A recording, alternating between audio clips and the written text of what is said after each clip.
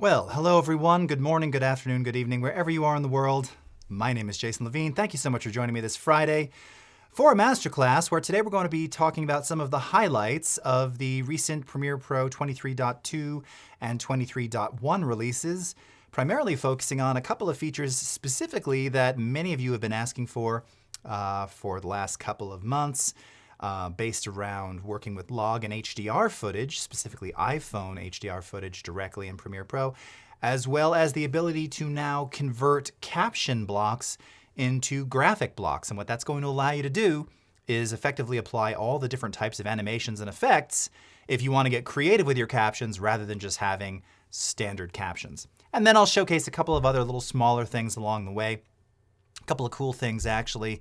That are, well, make life a lot easier, especially if you're doing new installs or migrating from previous installs or kind of want to clear out all your caches. A couple things there that are just a little faster, a little more efficient with some nice options that you didn't really have front and center before. So I'll be excited to kind of take you through some of that. As always, we're coming to you live across multiple networks, and I'm just pulling up my chats here. There's some little bit of a delay. So thank you for joining us on YouTube, Behance, Twitter, Twitch, and LinkedIn as well. So great to see you. Thank you so much. And I can see we've got Stephanie, Derek, Sean, Melinda, Gino, Michael, Mike, Gabe, Watson. How are you doing? Great to see you all. Okay, and if I look, sorry, but the camera's framed a little bit differently today. If you've been following me on Twitter, and I said in a tweet that my 14+ year Herman Miller Aeron chair finally bit the bullet. I was reminded, I've actually had it almost 20 years actually, so it served its purpose. It was kind of going for a while and it really, it collapsed in on me the other day. I was not injured, but so I'm in this other chair. You can see just here a standard little kitchen chair here. It's not quite soft enough on my caboose, but that's okay. We'll deal with that. Also, by the way, new addition, you will notice, I was mentioning this, my Slingerland 69 kit. New concert floor tom over there. Oh, it's getting so vicious. So it is all now complete. Redid all the heads this past weekend, so things are looking great. Okay, so in any case, why don't we go ahead and get started here. I'm gonna move over to Premiere and let's switch over my screen. Okay. All right, so we're going to start with, this is the top new feature of the most recent Premiere Pro 23.2 release. And this is something that people have been asking for 16, 18 months, ever since the iPhone 13 came out and you could shoot in 10-bit HDR, ProRes 422, Rec 2020 HLG. And the issue was that when you took that footage directly into Premiere Pro, because at that time we didn't know how to interpret that just automatically, you'd end up with something that looked like this. And so this is some, I've been showing footage recently. I always just kind of go out front and kind of shoot some stuff. It's been real rainy and stormy here in the desert. And the other day we had some really beautiful clouds. So I thought, okay, perfect. I'll go outside, shoot some 10-bit HDR on the iPhone.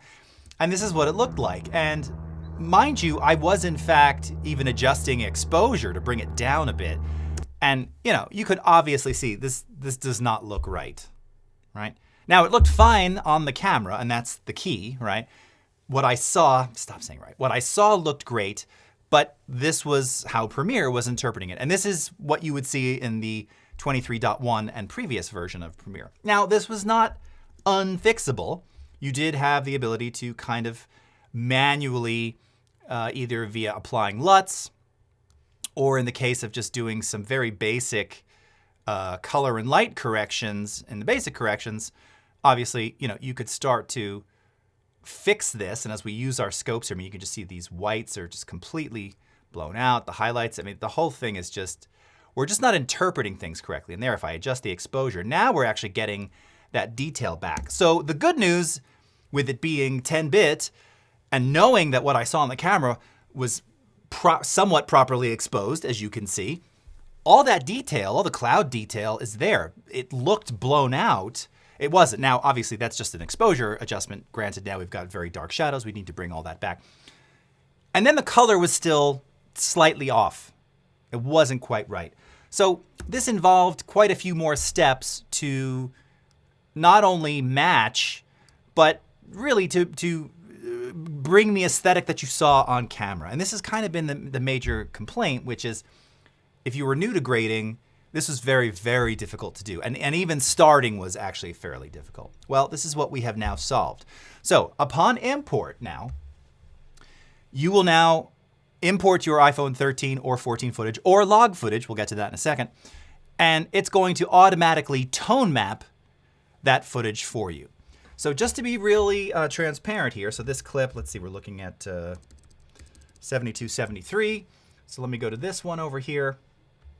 I'm going to pull up some properties just that you can see. Okay, so here is our, here are the details of our footage. Sorry, Rec 2100 HLG. So here are the details of this footage, okay? Shot directly on the iPhone, nothing done to it, short clip, 24 FPS, HEVC 10-bit 420, Rec 2100, okay.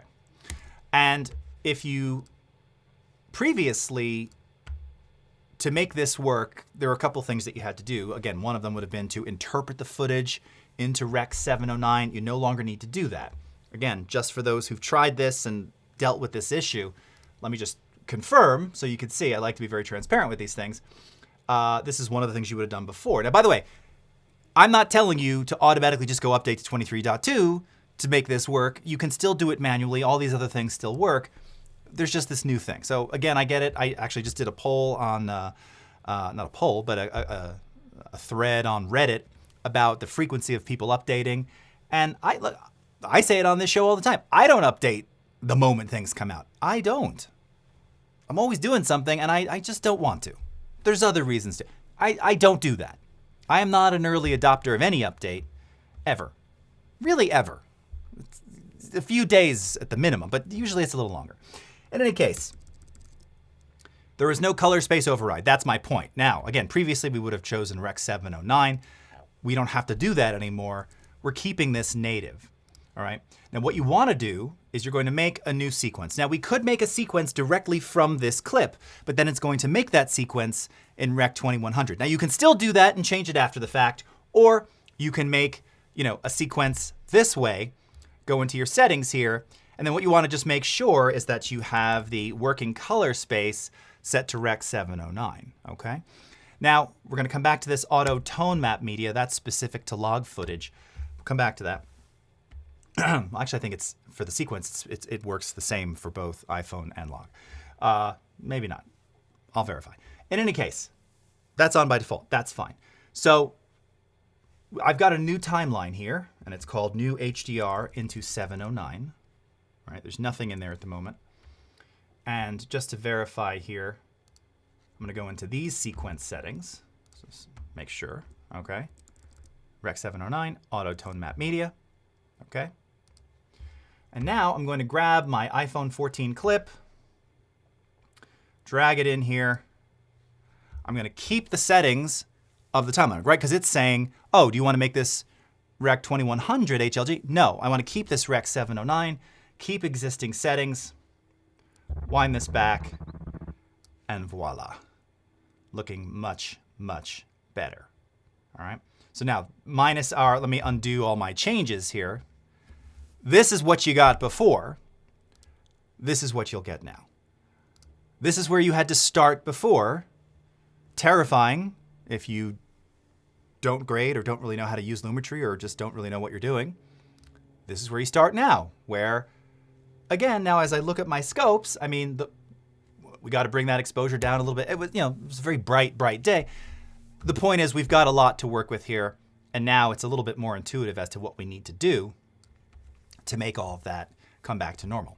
Now, one of the things that I wanted to point out is, and I've already seen this online, and this is something that you will face at the moment, and this is coming directly from one of our colorists internally.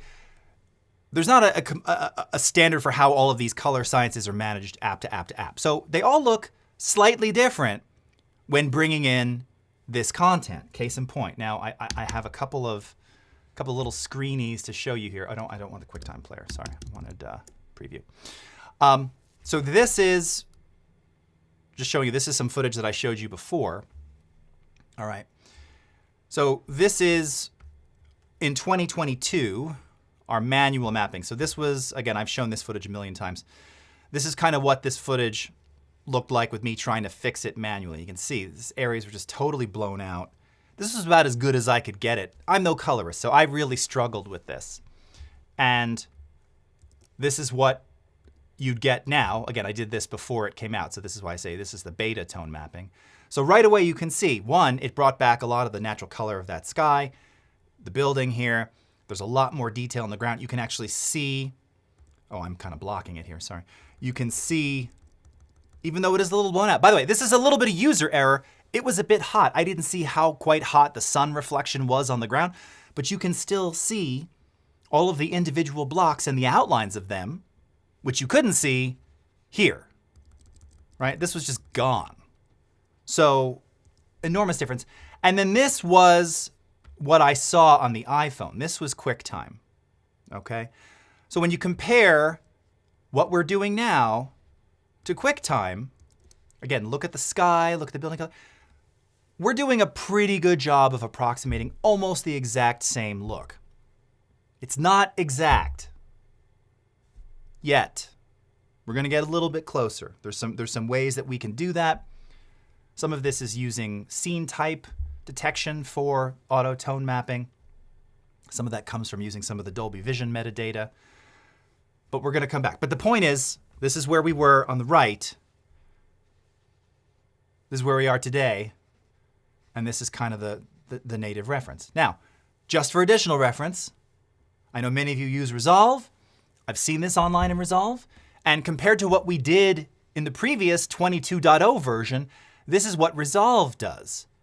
Now, I gotta say, while Resolve's is not as saturated, you know, take a look. Again, that blown out area, all the detail is there. All the detail is here in the foreground. Nice detail here. So, but compared to, again, you're looking at the upper left here, you'll notice that we're actually preserving a lot more of the color tonality. This one actually has sort of a greenish hue. And this is, by the way, their native. You have to, I'm not a Resolve user, so I had to go online to see, how do I import iPhone HDR footage? This is the standard workflow. You're linking things together. You're setting the color space. I did it multiple times. It works great. This is their starting point. This is now our starting point. Okay. So pretty good. Let's go a little further now. All right, so now that we've done that, here I wanted to show you that one of the things that you can do to get that much closer to the QuickTime reference is you can use color match as a way to sort of reference and A/B the changes. Now again, I'm no master at this, and this looks pretty good on its face by itself. I think if I bring the white level down here just a little bit more, you know, it'll probably bring back some of those clouds. It needs a little bit more saturation. I think some of those shadows need lifting a little bit more. Okay. Giving it slightly more film-like look there. I mean, I'd be somewhat pleased with that. Again, not my finest capture ever. Capturing just on the iPhone itself. So what I have in here is a reference shot from QuickTime. So again, this is what I saw on the phone. And what's interesting too is even the phone itself, I mean, this cloud was looking a little blown out. As we just saw moments ago with exposure, I can repair that still. But that's actually what I saw on the iPhone. So one of the things you can do is I'm going to pull this still into the timeline here, okay? So here's where we are right now, and here's kind of where we want to be. I'm going to go, and here I'm going to zero out this black and white for right now. I'm going to go into comparison mode, or we can access this via the color wheels and match section of Lumetri. So for those just tuning in, you always have the ability here to launch comparison view either from the panel, or if you have the button already down in your program monitor, you can see it here. So I'm going to go into comparison view, where we have our reference on the left and the current frame on the right. And the way that this works is you'll notice that the reference on the left has a scrubber. So I'm just going to scrub until I get to that still image, which is right here. By the way, I could have also just looked at the time code. Could have just set that based on the time code down here in the timeline. By the way, these are both, you know, moving fluid, as you can see. All right. I have that in full res. That's why it's a little laggy right there. All right. And I'm going to go up to color wheels and match. So now I have the reference that I'm trying to match to. I have my original here on the right side. And then we have one simple button, apply match. It's that easy. Now we have face detection here. This is really useful if you've never used this before. If you're trying to match, you know, specifically for interview footage, documentary footage, skin tone, it works really well. We don't have any faces in this, so I'm going to make sure to uncheck that box. And let's go ahead and click Apply Match. Now, look, like all things, sometimes it gets you right there, sometimes not necessarily. In fact, here, I'm just going to shuttle ahead a few frames. I want to kind of match. Oh, hold on, I got to move my QuickTime reference. I got to move this over now. I want to get to that same, not that that matters, but just for me looking at it. Okay, yeah, that's close enough. Right about there. Okay. Let's go ahead and click Apply Match.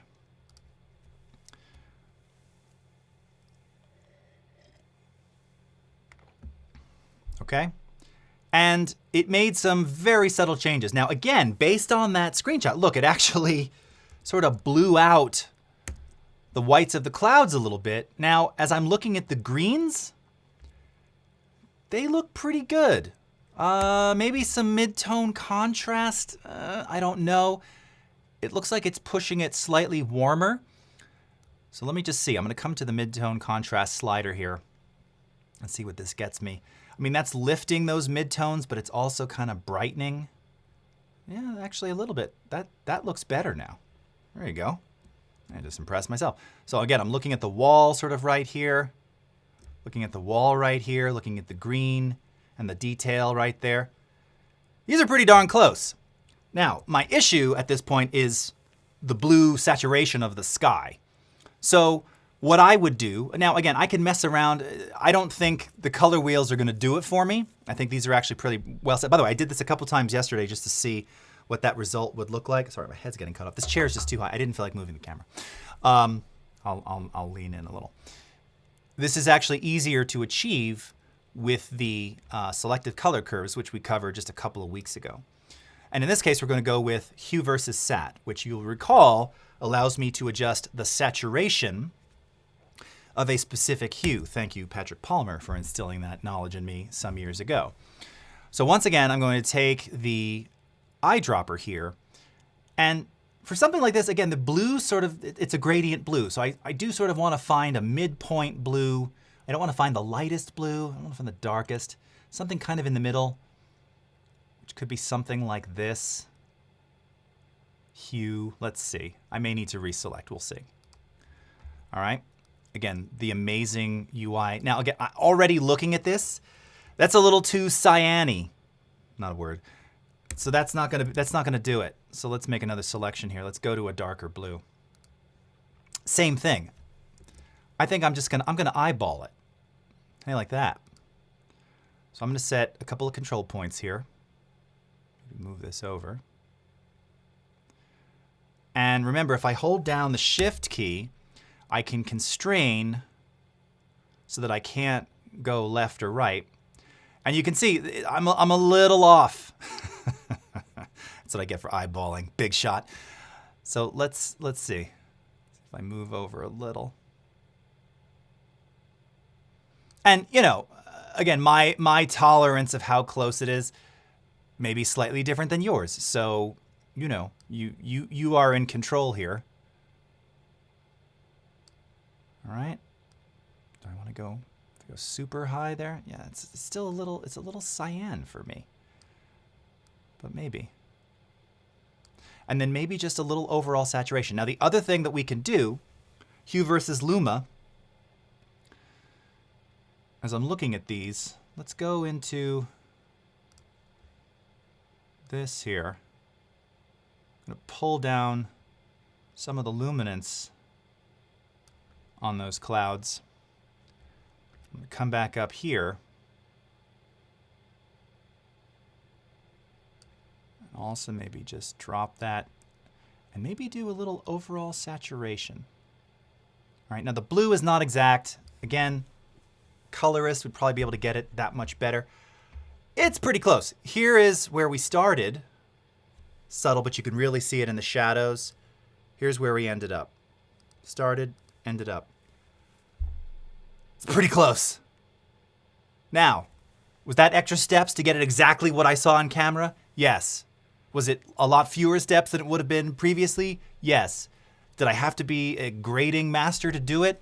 No, it really is very close. I'm very impressed with myself. If I do say so myself. Anyone can do this. This is why these RGB curves are so great. I mean, sorry, the hue saturation selective curves are so great. As long as you understand how they work, they're wonderful, and they can get you very, very close, very, very quickly. So now, when we play this here, we get out of comparison mode. Oh, wrong button. Wind this back. Okay, let's mute this. By the way, there was an airplane flying. I heard it. I didn't see it because I was like shooting up into the sky. Hold on. Let's see. Oh, let's get this out of here. Sorry about that. Why is this? What's happening here? Oh, I turned the wrong track off. Oh, goober. Here it is. So there's a little airplane right there.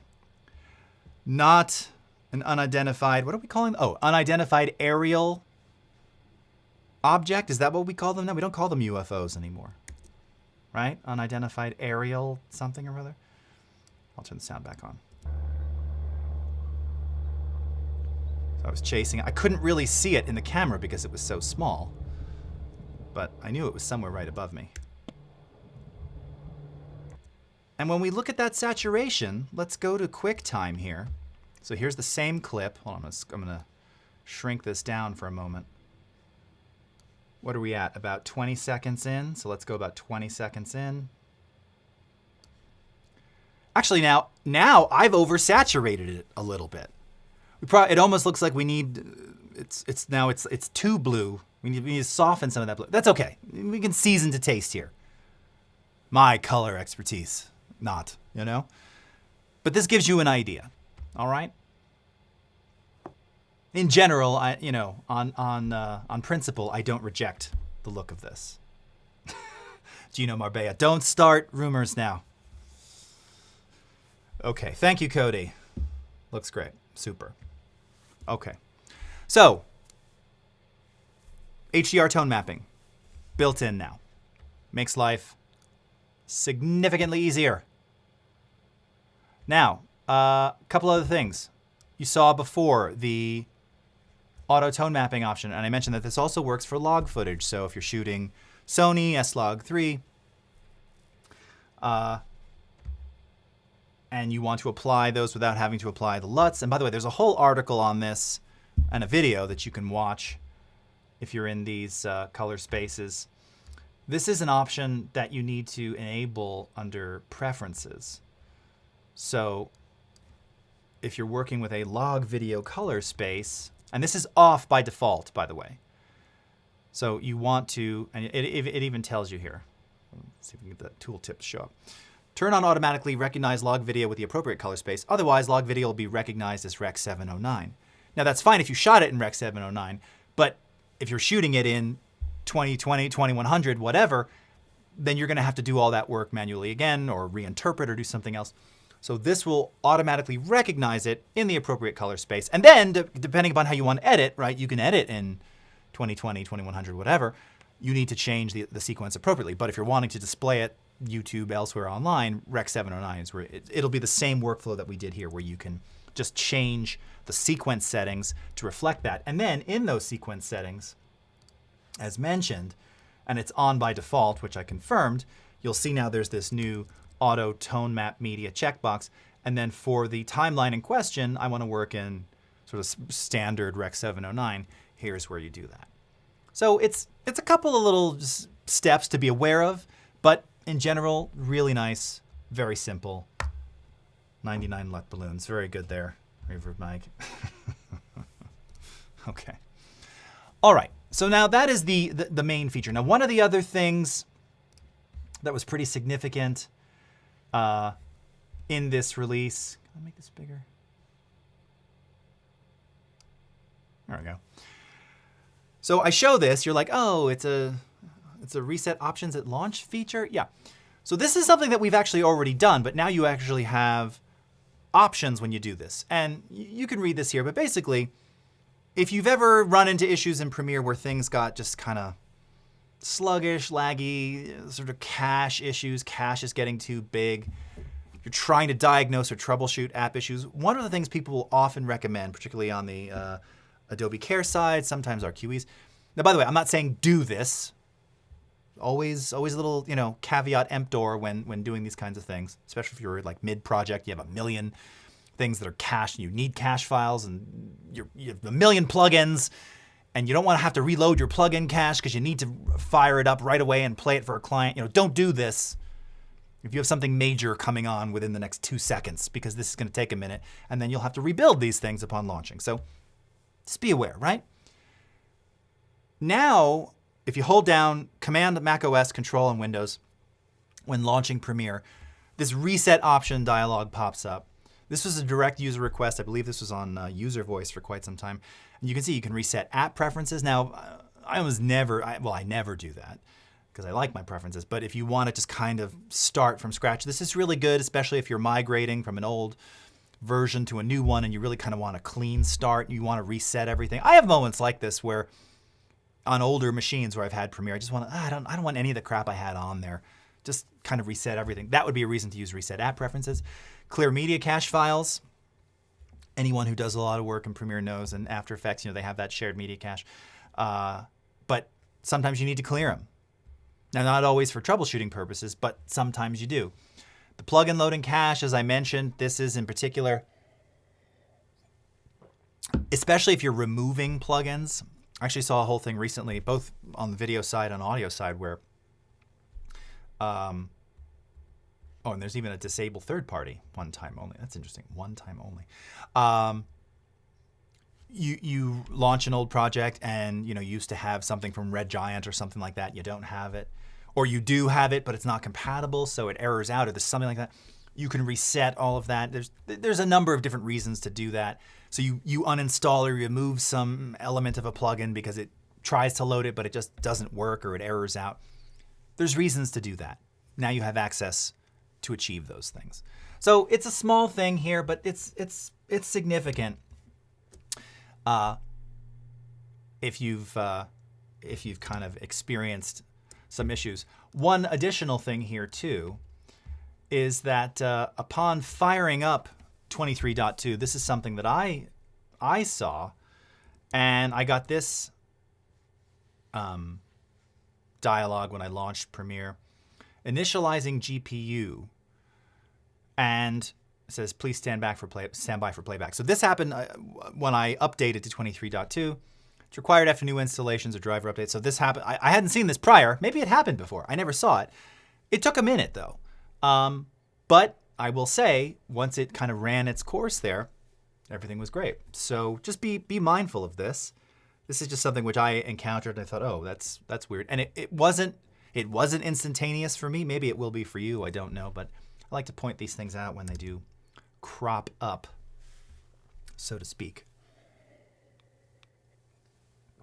All right. So, okay, so bear with me 1 second here. I'm going to, hold on.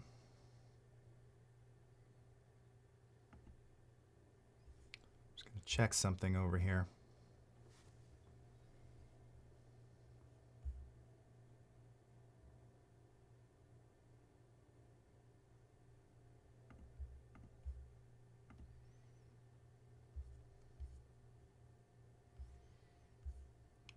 Okay. All right. Okay. Sorry, I just needed to check something on my streaming system here. Okay. All right. So the next feature. Now this is, by the way, and I should also mention, hold on, let me just go to my camera for a second. I should also mention that if you want to see the complete list of features in 23.2, let's pull this up very quickly. You know, you can find this on the Premiere Pro, adobe.com, Premiere Pro pages. Hold on, I'm just going to pop this back for one quick second here. So automatic tone mapping right at the top there. Sequence locking for offline editing. Now, we showed this actually during my broadcasts with Abhi Singh when we were talking about team projects. So this is significant because, again, in terms of team projects environments, it's so much easier now to understand sort of the status of things. There's lots of new UI to indicate when someone's working on stuff, when there's changes. It's easier to update and to publish changes.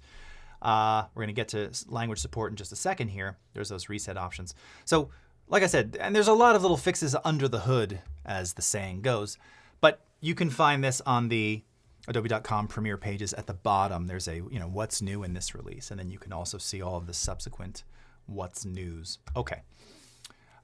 So here we are, and here I have my friend Teresa's podcast. This was filmed at Adobe Max with one of our Express ambassadors and influencers, Phil Palin, super nice guy. And I went ahead and captioned this using our automatic captioning capabilities in Premiere. And just to remind everybody, if you go into the text panel, this is where you have the ability to automatically create a transcript. I'm going to create one too, just to kind of show you, refresh for anybody who's new to this. You then can convert those into captions.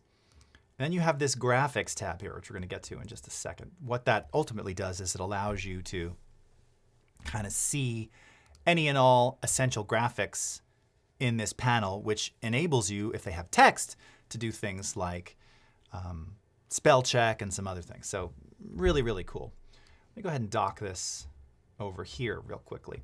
So just real fast, let me play this back for you, and you can kind of see the captions in action as they are. As a brand strategist, I help people position, build, and promote their brands. My focus is people. I'll work with companies occasionally, but I love working with people from all different industries, really from all different places in the world. And he really means all industries. There is health, there is jewelry, there's real estate, coaches, speakers, celebrities sometimes. Okay. So, and by the way, if you've not ever seen how this works before, you see that it follows along in the panel. Again, it's very easy to come in here.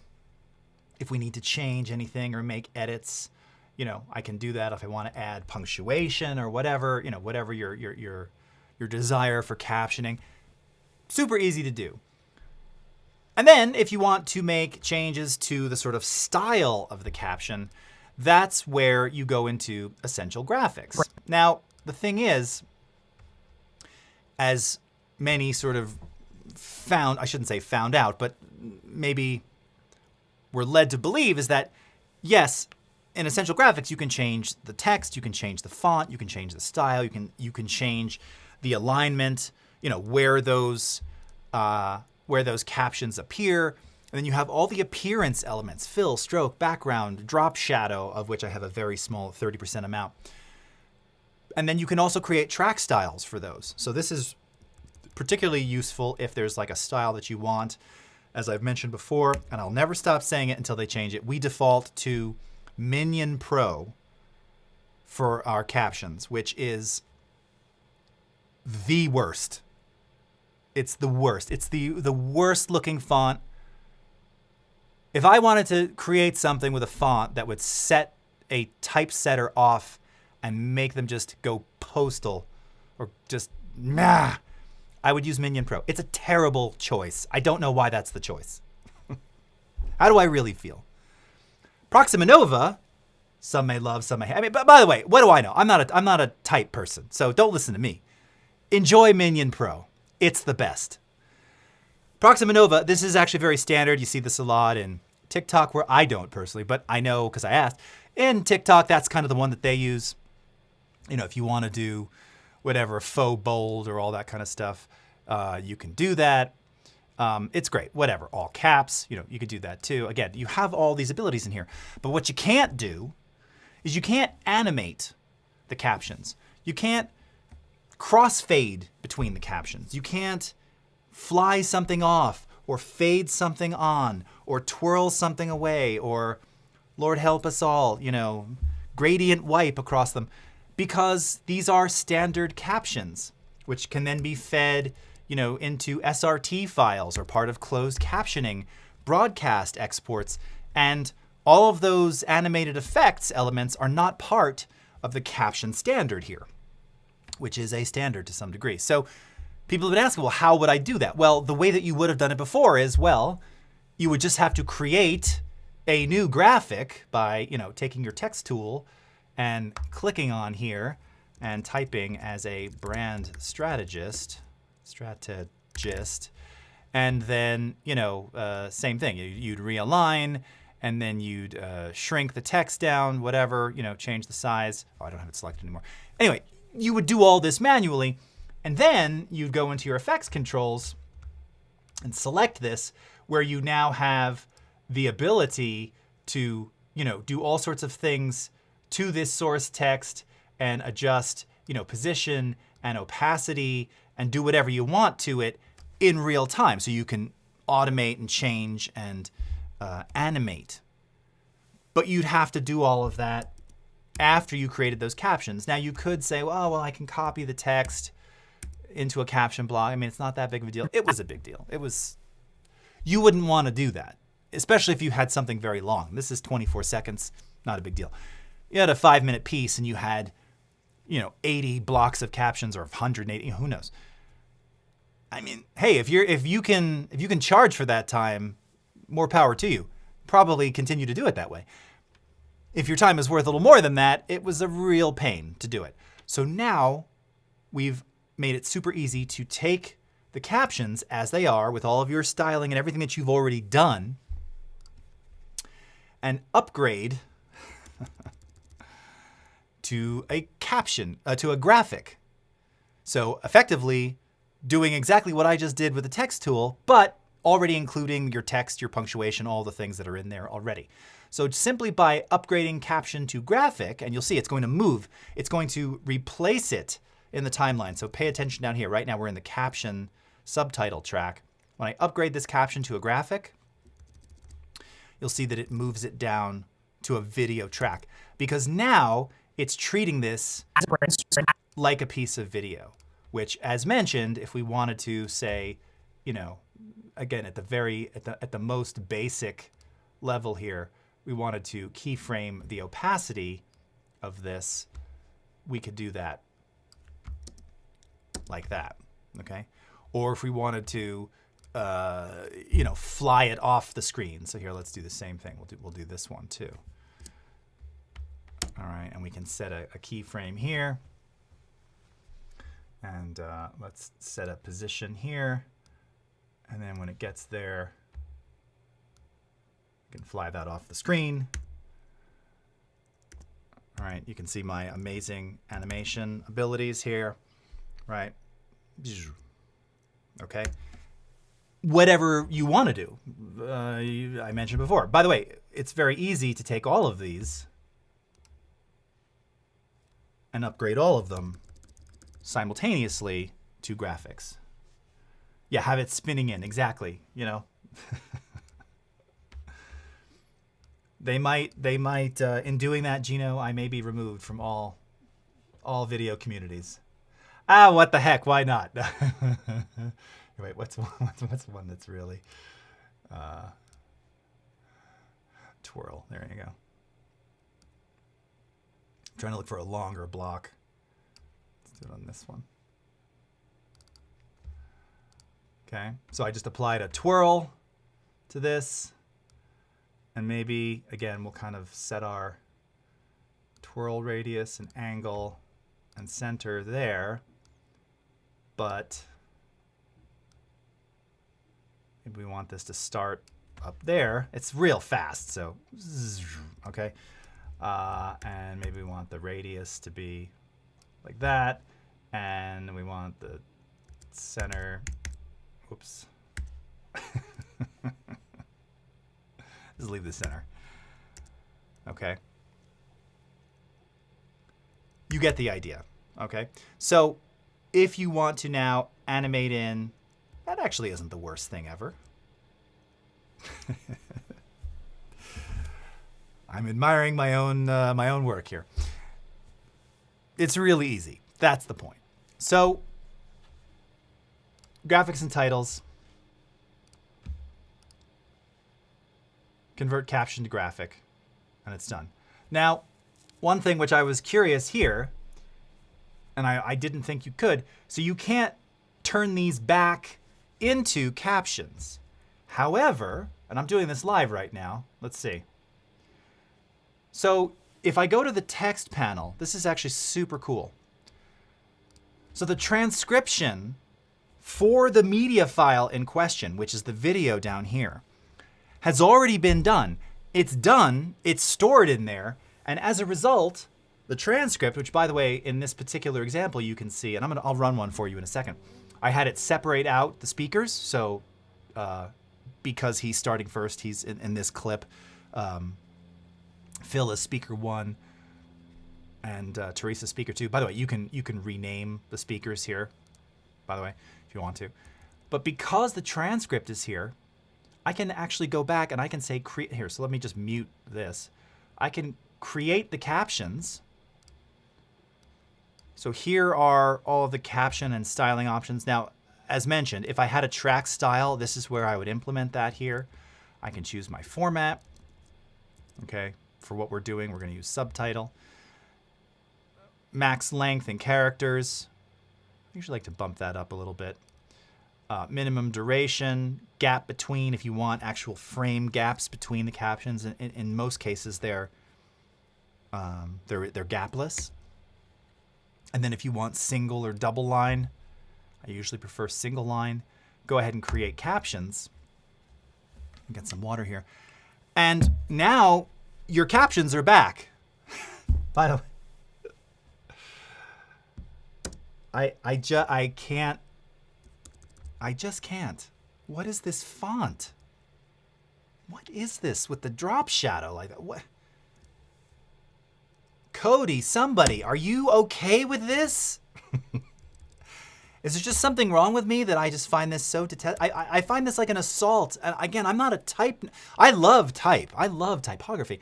But I look at this and I think, what is this? What is this? Why is this font like this? Meh. No one's answering in the chats. Thank you very little. Okay. So my point being is that you still, because you've transcribed, you can always bring those captions back. So even though there's no convert graphic back to captions, and that would make sense because you've added all this animation, it can't preserve that in the caption block. So, but the transcript is already there. So you could bring those back at any time. Maybe you want to get experimental for the client. You want to show them all of your various, cool ways that you're doing things. This would be a way to do that if you felt like it. It's so much cleaner. I'm not even saying that Proxima is great, but man, it's just clean, simple. I don't know. At least it's not white text on a white background like certain UTF. Yes, that's problematic. By the way, of course, it goes without saying. I didn't mention this, but just speaking of text color, this is normally a track style I do have. I'm not seeing this so much anymore. Has this stopped being a thing? But if you want to do the sort of, for a while Hulu was doing, I must change. Oh my God, good Lord, I can't even look at it. It's just, what's the other one I realized? Futura. It needs to be bigger. That. Maybe I'll do faux all caps. And that drop shot, oof. You know, just enough because it is on the background here, but yeah. Anyway, you have full control here over how they appear. You know, if you want to get very stylized, you can do that too. Up to you. All right. Sounds good. Okay. All right. So for our last couple minutes here, I'm just going to check some of the chats. See what's going on. I'm not seeing all of the... where are all of my chats in here? I'm not seeing them all. How is everybody on LinkedIn? Everyone doing all right? All right. Oh, whoops. What just happened here? I don't know what just happened. Hold on. Oh my gosh. I just got logged out? What? Okay. Well, that's good. Interesting. Okay. Well, give me a second. I can't... hold on. I'm going to go back to my camera for a second.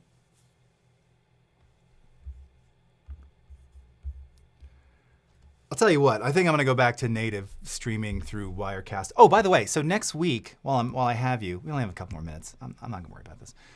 While I have you, next week will be a replay. I'll be out of town next week. And then the following week, based on some customer feedback, I will be doing a... Interesting that I'm saying this now as I'm complaining about Restream. What's your streaming setup stream?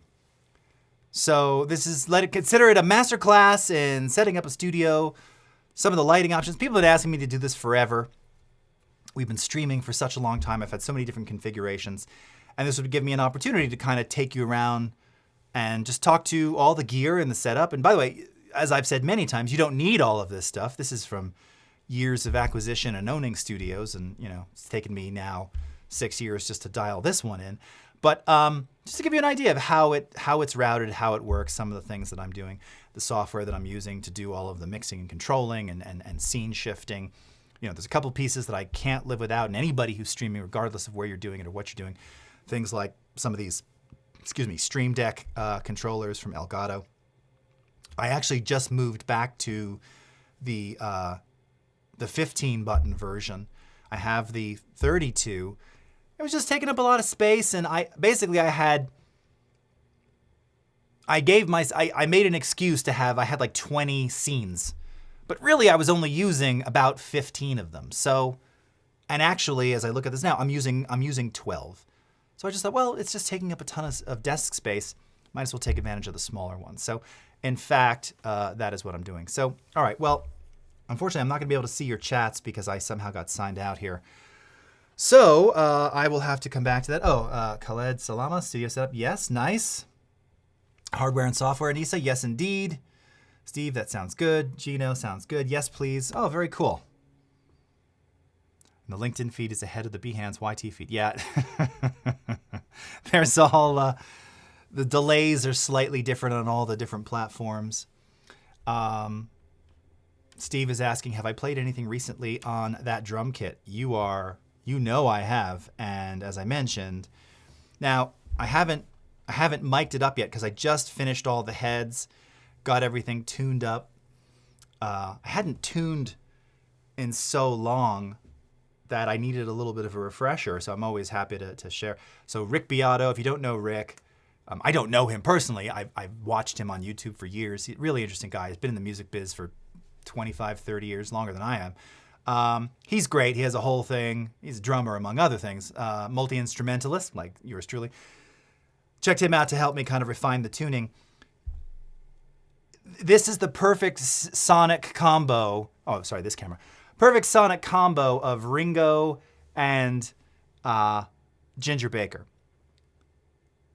I'm so excited. And of course, as I mentioned, all the cymbals are 60s originals, all the unbranded Zildjians. So, so much for my kids going to college, but I got a kick-ass set. So, whatever.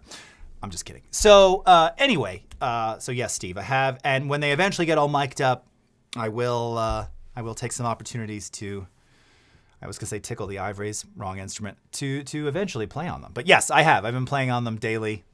Actually, that's replaced some of my acoustic piano. Usually give myself 30 minutes a day. That's my chill out, cool down time, get away from the screens. And it's been all about this, and it's been so great. I've been without. I haven't had a set of my own in 20 years. Yeah. And the last one that I owned was a Slingerland, which is so funny. So this one, and that concert floor tom, ooh, chills. Some people don't like concert floor toms because there's no head on the bottom. I was able to tune this. It is exactly the sound of Ringo's, if you know, you know, Ringo's floor tom in Sgt. Pepper. Ga-ga, ga-ga. It growls, and it's just this, the decay is this, ga. It's it is the freaking greatest, If you're a musician and there's certain things, and everybody nerds out on their own stuff, right? Right now someone's going, "Oh, barf, go away."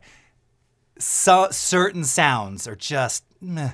And when you get them, you're like, "Oh my God." That concert tom, which is a 16-inch, it's just unbelievable. I have the 14-inch, which I think is actually the floor tom that he had. But again, Ludwig, Slingerland, a little bit different, doesn't quite sound exactly the same. I've got it. It's also very, very close. But the concert tom has the exact decay, and this is the best way I can describe it. And it just hits you in the face. It's such a wonderful sound. I can't wait to share it. Okay, that said, friends, I'm done ranting. Have a great rest of your morning, afternoon, evening, wherever you are in the world. We're going to end a couple minutes early today.